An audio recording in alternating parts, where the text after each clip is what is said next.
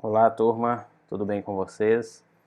Hoje nós vamos falar sobre a parte do sistema digestório, certo? Ou também gastrointestinal, quando a gente fala especificamente da região de estômagos e intestinos, certo? Então essa é a primeira parte dessa aula e aí nós vamos abordar esse primeiro momento, as principais estruturas, as principais funções e como que isso se organiza, certo? E depois a gente continua na segunda parte dessa aula. Tudo bem? A gente já inicia abordando a principal característica que existe, que é a diferença entre as espécies. Bem-vindos aí à medicina veterinária. Isso é comum já na nossa prática. Você não tem apenas uma espécie. A gente trata basicamente aí de 4, 5 espécies diferentes, fora as demais que são estudadas mais aprofundadamente em outras áreas, enfim, mas de qualquer forma a gente tem que sempre estar observando a diferença entre essas espécies. E quando a gente vai falar do sistema digestório não é diferente. A gente já inicia com as principais particularidades da boca do animal, ou seja, tudo isso vai se iniciar quando o animal for captar o alimento ou ingerir esse alimento, onde os lábios, a boca, a língua, tudo isso vai influenciar para que esse animal possa apreender, captar, mastigar o alimento de acordo com o tipo de dieta dele. Por exemplo, nós temos animais que são carnívoros, como os cães e os gatos. Nós temos animais que são herbívoros, como o equino, o bovino, e cada um deles tem uma particularidade. Por exemplo, os cães e os gatos, quando a gente fala da dentição deles, é uma dentição específica para justamente o tipo alimentar desses animais. Então, tem os dentes caninos muito bem pronunciados, a parte de fazer a apreensão do alimento, ela é muito bem trabalhada. Em contrapartida, os equinos, por exemplo, que são animais herbívoros, eles têm a parte dos incisivos muito bem trabalhados para fazer a captação do alimento. Então, se você tem lá, por exemplo, qualquer gramínea que seja, esse equino ele vai captar com a parte dos incisivos superiores e inferiores, certo? Então você tem aí o dente do animal, na região da boca, e ele vai captar justamente com o dente. E diferentemente do bovino, que ele faz a captura do alimento com a língua. Então a gente já observa aí algumas principais diferenças entre esses animais, certo? E se a gente for, claro que essas particularidades quanto a conformação dos dentes, a morfologia, tudo isso vocês vão ver na anatomia, certo? Então a gente não foca muito nas estruturas anatômicas, mas sim no funcionamento geral de como tudo isso, né, vai se organizar, de certa forma. Certo? Então, a gente já viu que existem essas diferenças aí na região da boca, e aí entra a questão das papilas, da sensibilidade do animal, da gustação, tudo isso vai ser levado em conta, certo? Mas vocês não é o nosso foco aqui. Eu quero que vocês entendam que já desde esse início tem essas diferenças, certo? Quanto a mecanismos de apreensão do alimento, mas a gente já passa diretamente para quando esse alimento passa na região de esôfago e passa na região do estômago, certo?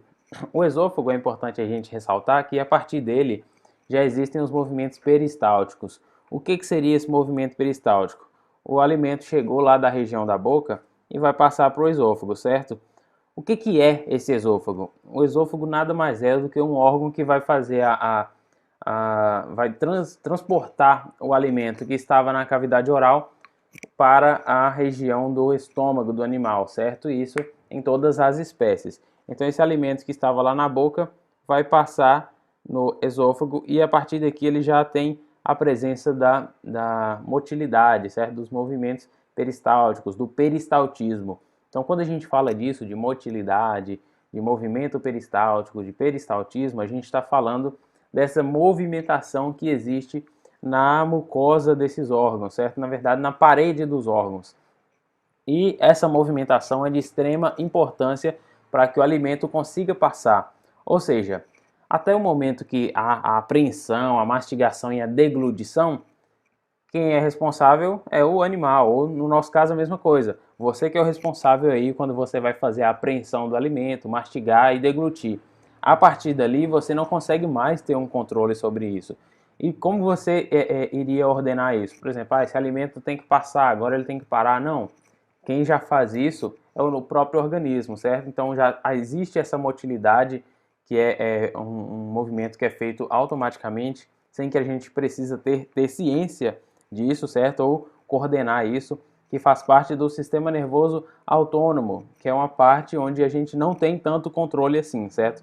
Mas que executa o seu papel também normalmente, e isso em todas as espécies, certo? Então a gente observa aqui que esse alimento, ao chegar no esôfago, ele já vai sentindo estômago, certo? Vai seguindo o seu trajeto.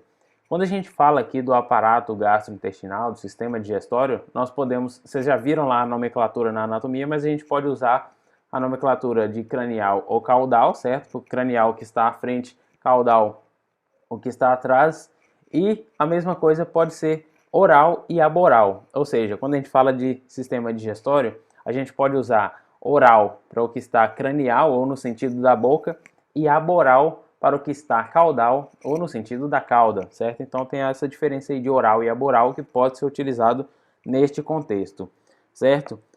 Uma outra particularidade que é importante a gente entender que existe para entendermos como que tudo isso vai se organizar. O que seria? A constituição desses órgãos.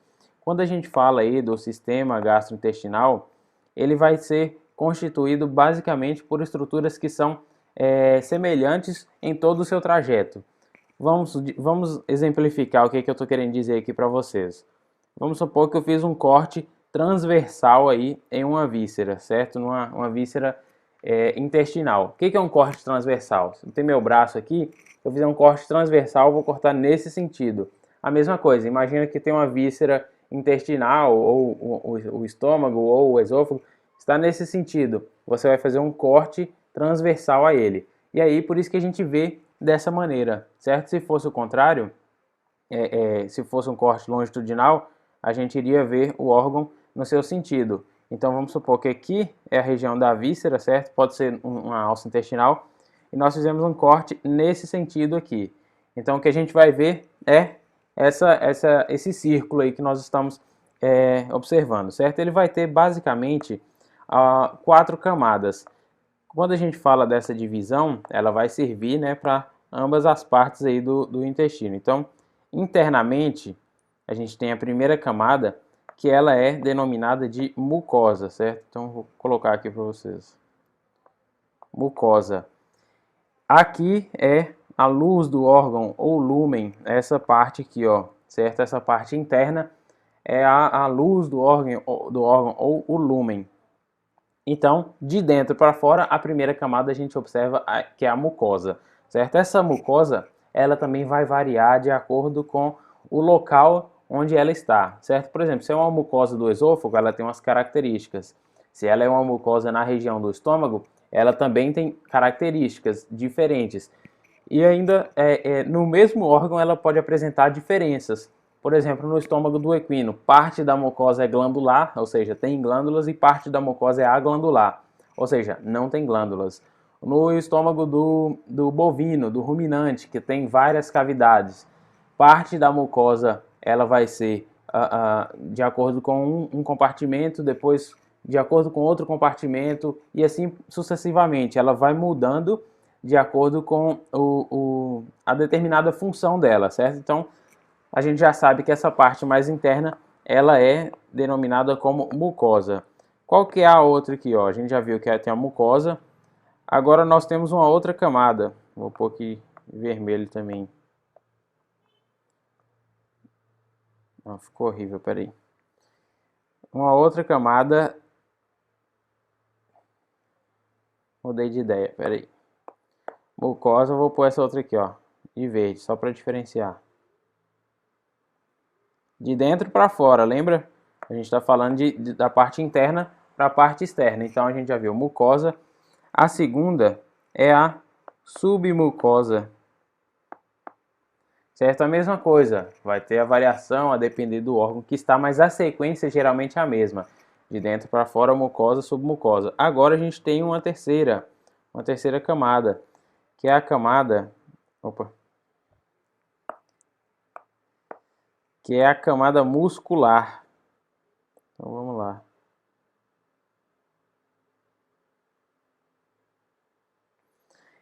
Essa aqui, ela também, claro, vai ter as suas variações, né?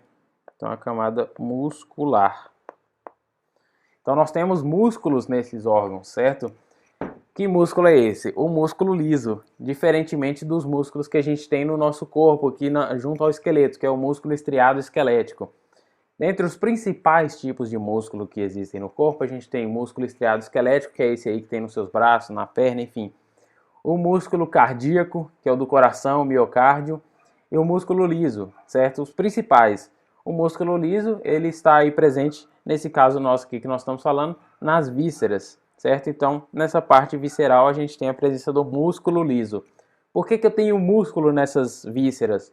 Porque elas vão fazer a movimentação. Lembra que a gente falou no início da aula? Que tem a movimentação, tem a motilidade. E essa motilidade, ela é um evento fisiológico, físico, que vai fazer com que esse alimento passe, certo?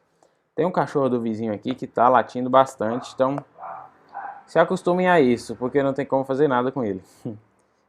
Então fica de fundo aí para a aula de vocês. E por último, a gente tem uma última camada aqui, que é a camada serosa. Então é mucosa, submucosa, muscular e serosa, certo? Nesse sentido, de dentro para fora, a camada mucosa é a mais de dentro, abaixo dela a submucosa, mais externamente a muscular e, por fim, a serosa, certo? Vai ter variações, como a gente já falou, com relação ao tamanho dessas camadas, com relação à posição dessas camadas. Por exemplo, em partes do intestino que nós vamos ver, existem áreas onde essa camada muscular ela se reúne e forma uma linha contínua, que é uma área mais fibrosa, mais muscular, certo? Então, ela pode se deslocar para determinado local, ela pode ter alteração ali, mas sempre vai apresentar essas mesmas características, certo? De uma forma geral, essas mesmas subdivisões, mucosa, submucosa, muscular e serosa, certo? Então, tendo visto isso aqui, a gente entende que lá na região do esôfago que a gente estava falando, ele vai receber essas mesmas divisões, beleza? E o alimento que entrar nele lá, ele vai seguir no trajeto para a região do estômago, certo? Uma outra importância, e aí a gente já pode até comentar uma aplicação clínica aqui dessa parte do esôfago. É importante a gente saber por quê. Porque, por exemplo, quando você vai lá na frente, quando você for passar uma sonda no animal, uma sonda nasogástrica, essa sonda nasogástrica, ela vai introduzir pelo nariz e depois ela passa ao esôfago. E aí, se você sabe que o esôfago, onde ele está localizado, qual que é a função dele, você sabe se essa sonda está ou não no esôfago. Ou seja, o esôfago a gente já sabe que é o órgão que ele vai se iniciar aqui depois que termina a cavidade oral, certo? Na região de laringe, e depois ele vai se encerrar lá na entrada do estômago. Esse trajeto dele, ele vai passar próximo à região da traqueia, certo? Então, aqui embaixo a gente teria a traqueia, passando ventral a ele, porque as cartilagens traqueais.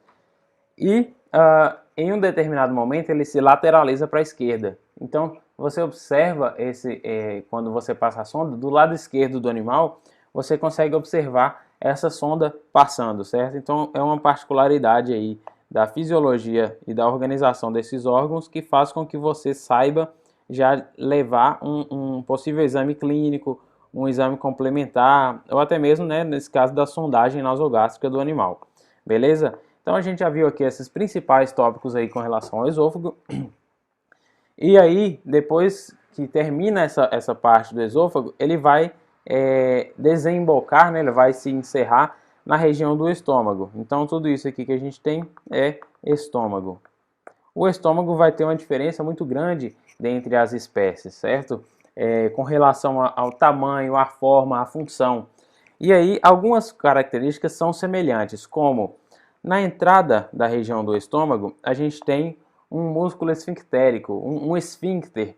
O que seria isso? Sempre que a gente for falar de esfíncter, é uma estrutura onde vai abrir ou fechar para passagem ou não de determinado conteúdo. Por exemplo, lá no ânus tem o esfíncter anal, na região da bexiga também tem os esfíncteres para liberar ou não a saída da urina.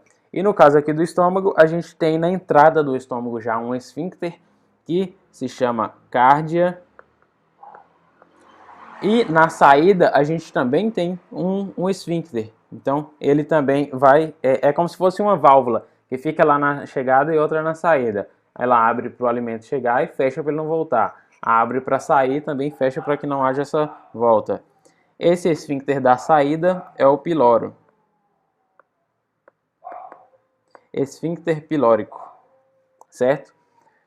E aí, consequentemente, essa porção específica dos esfíncteres, elas se mantêm nas espécies domésticas. Apesar de ter uma variação muito grande dentre as espécies, como a gente falou, essas características vão ser apresentadas. Por exemplo, no ruminante, que a gente vai falar deles, ele apresenta várias cavidades na região do estômago. Mas, ainda assim, lá quando chega do esôfago ele tem o cárdia e saindo ele tem o piloro, ou o esfíncter pilórico. Então é a mesma coisa, certo? E aí, na região do estômago aqui, como vocês já devem imaginar, vai começar a digestão química desse alimento, certo? Aqui já tem a presença do suco gástrico, certo? Do ácido clorídrico, do HCl. E aí com isso, esse alimento que veio lá da região do esôfago, ele vai começar a ser digerido, certo? Então, aqui internamente já tem essa área de secreção para que o alimento comece a ser digerido. Uma outra característica, existem, né, muitas diferenças com relação ao tamanho desses estômagos. E por que é importante a gente comentar isso?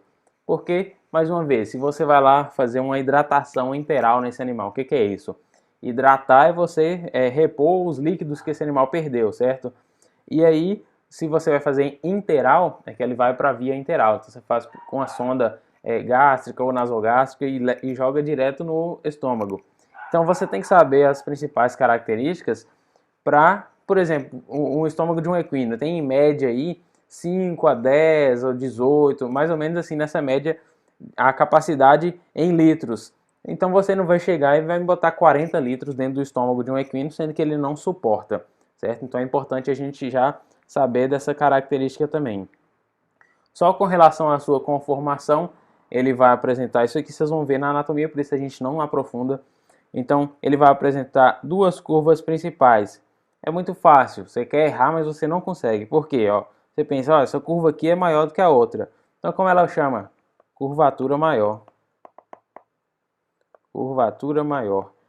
E essa outra aqui de cima, ela é menor. Então como ela chama? Curvatura menor.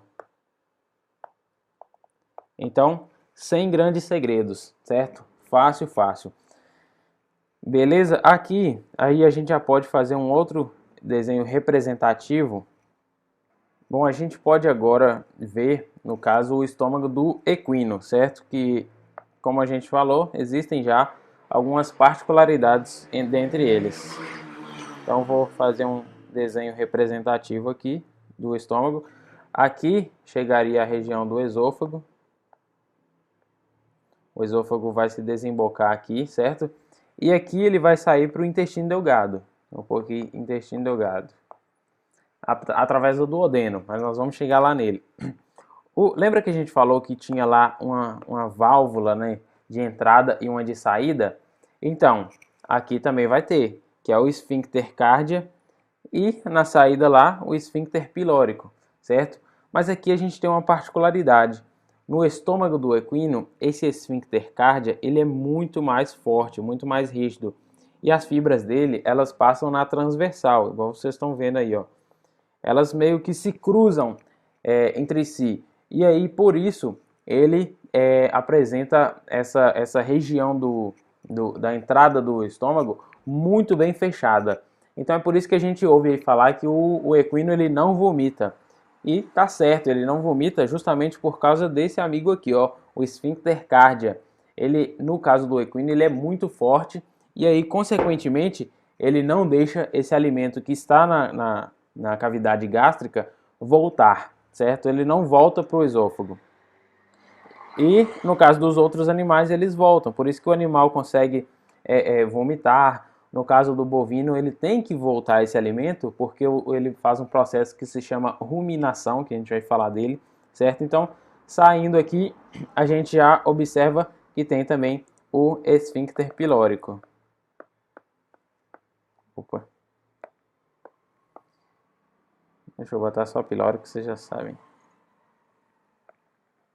Então, o pilórico ou piloro, certo? A mesma coisa.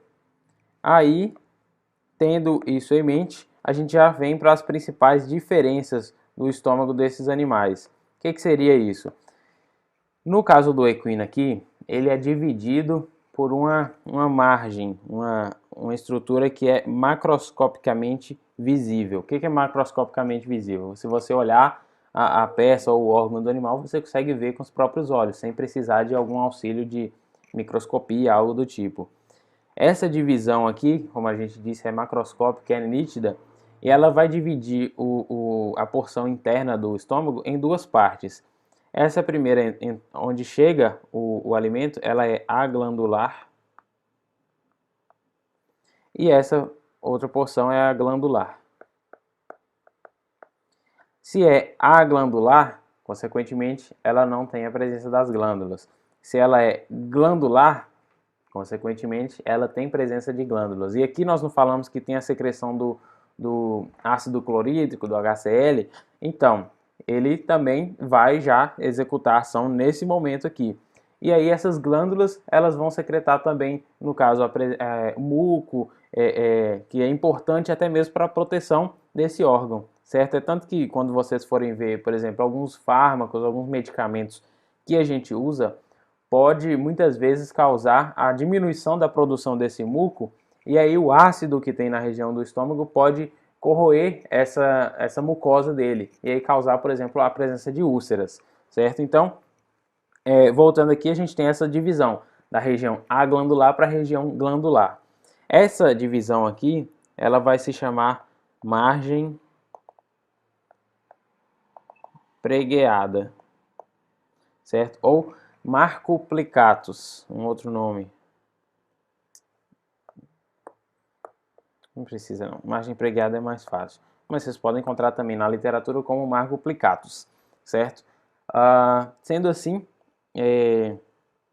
a gente viu que tem já essas particularidades e no caso do equino, toda essa porção aqui, ela é aglandular, certo? E em contrapartida, essa última porção aqui, ela é glandular, beleza? Então tem a presença das glândulas normalmente. Lembra lá que a gente falou da parte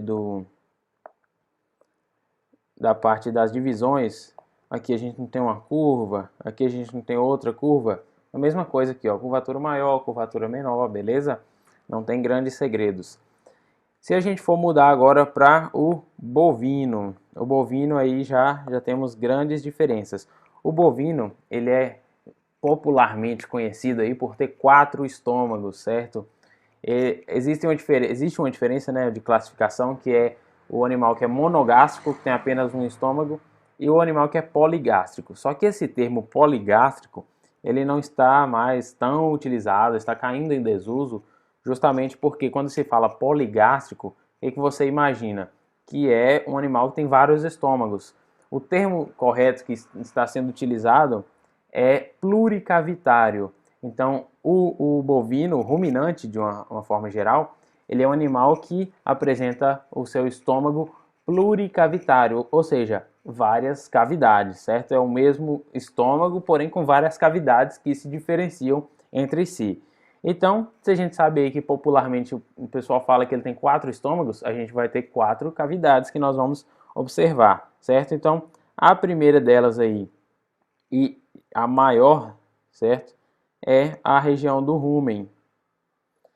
Isso tudo aí, esse balão que a gente está vendo, é o rumen. O rumen ele fica do lado esquerdo do abdômen do animal, certo? Então ele ocupa toda a parte esquerda. Se você olhar só o lado esquerdo aí do abdômen, ele vai ocupar toda essa parte esquerda lá no bovino, no caprino, no ovino, que são animais ruminantes. Todos esses são ruminantes, que têm rumen e fazem o processo de ruminação, que a gente vai falar dele.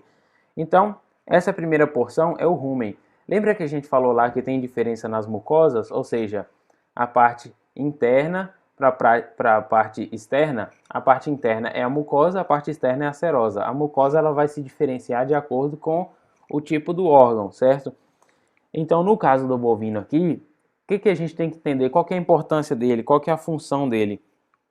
Ele vai fazer a fermentação do alimento. O que é isso? O bovino ele não é um animal herbívoro, ou seja, ele vai comer forragens, gramíneas, e aí essas gramíneas foram todas lá para a região do rumen desse animal, certo? Então, encheu lá de capim, de forragem. O que vai acontecer? Aqui ele tem que realizar a fermentação desse alimento. Além dessa fermentação, aqui vai ocorrer o processo de ruminação. Ó, presta atenção, por que esses animais são assim? Eles são animais que são caças, presas, né? Tem os predadores e as presas. Então eles são presas. Então ele não é aquele animal que vai caçar outro animal para comer. E por causa dessa questão comportamental, eles são animais que geralmente andam em conjunto com outros e eles saem por um determinado período, come uma grande quantidade de alimentos e esse alimento é armazenado nesse rumen, que é um saco muito grande. Quando armazenado aí, vocês que talvez já tenham contato com grandes animais, você vai ver depois esse animal deita numa sombra ali e aí ele vai voltar esse alimento e mastigar de novo e ruminar. Esse é o processo, esse alimento que está no rumen volta para a boca para que aí ele consiga mastigar direito, diminuir o tamanho da partícula, diminuir a granulometria para que aí o alimento possa seguir no trajeto para a digestão, certo? Então existe aí essa particularidade já. Nessa mucosa do rumen, a gente vai observar a presença de estruturas que, se a gente fosse fazer como se fosse um aumento dela aqui, ó, peguei uma parte lá e aumentei. A gente vai ter a mucosa do rumen toda com essas, como se fossem pequenas orelhinhas, que são as papilas ruminais. O que seriam essas papilas ruminais? Aqui a gente não falou que tem um processo de fermentação do alimento dentro do rumen? Então, o rumen ele vai ter uma microbiota, que são micro-organismos responsáveis por fazer essa fermentação. Então essas papilas vão aumentar a área de contato para que haja mais micro-organismos. O que eu estou querendo dizer com isso? Presta atenção, fique aqui comigo que vocês vão entender. Vamos supor que o rumen fosse uma superfície lisa. Eu teria os micro-organismos apenas nessa superfície do rumen aí, ó, certo? Se eu tenho ele com as papilas, que é o que a gente observa no órgão, todas essas papilas, toda essa área aqui vai ser área de contato para desenvolvimento dessa microbiota, certo? Então, a quantidade de micro-organismos que conseguem se desenvolver nessa área é muito maior. Então, isso facilita o processo aí de digestão fermentativa desse alimento, que é o que vai ocorrer aqui no rumen, beleza? Depois do rumen, sequencialmente, ou seja, se é sequencialmente, essa primeira parte aqui eu já sei que chegou do esôfago, né? O esôfago vem e desemboca aqui no rumen. Depois do rumen, ele vai para o retículo. O retículo ele está localizado aqui cranialmente, certo? Ou seja, mais à frente ou oralmente. Então, vou até fazer uma divisão aqui. Aqui só para a gente entender. No retículo vai ocorrer o tipo de digestão mecânica, ou seja, lá no retículo, vou fazer um outro exemplo aqui, como se a gente estivesse também aumentando para ver o que tem lá dentro do retículo. Ele vai apresentar como se fosse favos de mel, colmeia, a estrutura dele. Então é basicamente dessa maneira com que ele se apresenta, certo? Isso aí, essas estruturas vão se chamar células do retículo, certo? Então são as células do retículo.